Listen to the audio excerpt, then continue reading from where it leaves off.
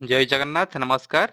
आपनकर पीएम किसान रो स्टेटस को केमती आपण ऑनलाइन रे चेक करि परिबे सेटा आज आपन जणाई देबी। वीडियो को पूरा आरंभ रु शेष जाय देखंतु। चलंतु आ डेरी न करी वीडियो को स्टार्ट करनबा।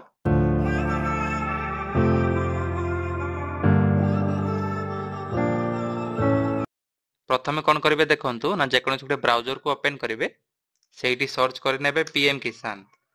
पीएम किसान सर्च कले आपनकर प्रथम वेबसाइट टे आसी जिवो। এই ওয়েবসাইট ର লিংক ମଧ୍ୟ ମୁଁ ଡେସ୍କ୍ରିପସନ ରେ ଦେଇ ଦେଇଛି ଆପଣମାନେ ସେଇଠୁ ପାଇପାରିବେ। ସେ ୱେବସାଇଟ କୁ ଓପନ କରିନେବା। ତାପରେ କିଛି ଏମିତି ଇଣ୍ଟରଫେସ ଟି ଆସିବ ଆପଣଙ୍କର। ତାପରେ ଏଇଠି ଦେଖନ୍ତୁ ଗୋଟେ ଅଛି ନା नो योर स्टेटस ଏଇଠି ମଧ୍ୟ ଅପସନ ଅଛି। ଭାଇ ଯଦି ତଳକୁ ସ୍କ୍ରୋଲ କରିବେ ଏଇଠି ଅଛି नो योर स्टेटस। आ ଉପରେ କ୍ଲିକ କରିନେବେ। ତାପରେ ଏଇଠି ଦେଖନ୍ତୁ ଆପଣଙ୍କୁ स्टेटस चेक କରିବାକୁ ହେଲେ ଆପଣଙ୍କୁ ଆପଣଙ୍କର ରେଜିଷ୍ଟ୍ରେସନ ନମ୍ବର ଟି ଦରକାର ପଡିଥାଏ। ଆପଣ ରେଜିଷ୍ଟ୍ରେସନ ନମ୍ବର ଟି କେମିତି ବାହାର କରିବେ ଦେଖନ୍ତୁ ମୁଁ ଆପଣଙ୍କୁ ଜଣେଇ ଦଉଛି। एटी अच्छी नो योर रजिस्ट्रेशन नंबर आ ऊपर क्लिक करेंगे। तापर एटी आपण माने दुईटी माध्यम रे बाहर कर पारे।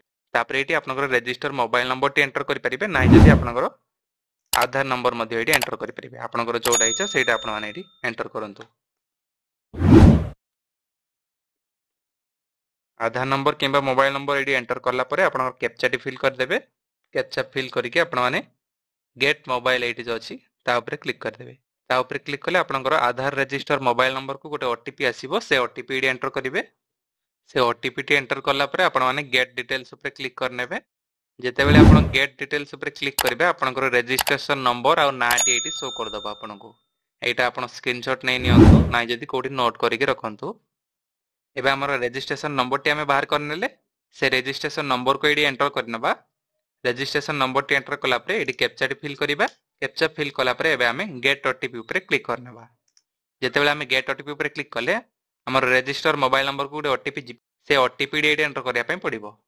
से ओटीपी एटी एंटर कला परे देखंतु गेट डाटा अछि ता साइड रे गेट डाटा ऊपर क्लिक करनबा। गेट डाटा ऊपर क्लिक कला परे देखंतु एटी आपनकर डिटेल्स शो करदमो। एटी देखंतु पर्सनल इन्फॉर्मेशन रे आपनकर रजिस्ट्रेशन नंबर शो कला, फार्मर नेम, तांकर मोबाइल नंबर, एड्रेस सब किछि एटी शो कर देला। देखंतु आपण चाहिले एटी अपडेट मध्ये करि परिबे डिटेल्स को। तळको स्क्रॉल करिवे देखंतु एलिजिबिलिटी स्टेटस मध्ये अछि। तळको स्क्रॉल कले देखंतु एटी एलिजिबिलिटी स्टेटस ऊपर जेतेबेले क्लिक करूचे एटी देखंतु लैंड सीडिंग आपनकर यस अछि। ईकेवाईसी मध्ये हे जाईछि। आधार बैंक अकाउंट सीडिंग स्टेटस मध्ये यस अछि। लास्ट ईकेवाईसी केबे करथिले आपनकर से डेट मध्ये एटी शो करूची। एटी आपण माने व्यू अकाउंट डिटेल्स ऊपर क्लिक करिकि आपनकर अकाउंट मध्ये चेक करि परिबे बा आपनकर केउ अकाउंट को पैसा जाउची सेटा मध्ये एटी चेक करि परिबे।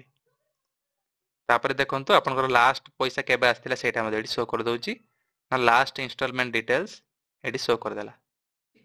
ना लास्ट इंस्टॉलमेंट डिटेल्स आपनकर 18 नंबर किस्तीटा आपनकर आस्थिला ना केबे आस्थिला सेटा मध्ये एटी शो कर देजी। देखंतु 5 अक्टोबर 2024 रे आस्थिला आपनकर लास्ट पैसाटी। आपण माने मध्ये आपनकर स्टेटस टी चेक करि परिबे पीएम किसान रो स्टेटस टी कोन रहिछि। जदि आपण मानको मो वीडियो टी भलो लागिला ताले वीडियो को लाइक करंतु, कमेंट करंतु, शेयर करंतु। आउ जदि आपण माने हम चैनल रे नुआ आस्थांती ताले चैनल को सब्सक्राइब करी पाखरे था बेल आइकन को प्रेस करंतु जहा द्वारा कि आगो मध्ये एमति इन्फॉर्मेटिव वीडियो को आपण माने बहुत सहज रे पाई परिबे। एते थिला आजिर छोटिया वीडियो पुणी थरे देखाबा नुआ वीडियो रे। जय जगन्नाथ नमस्कार।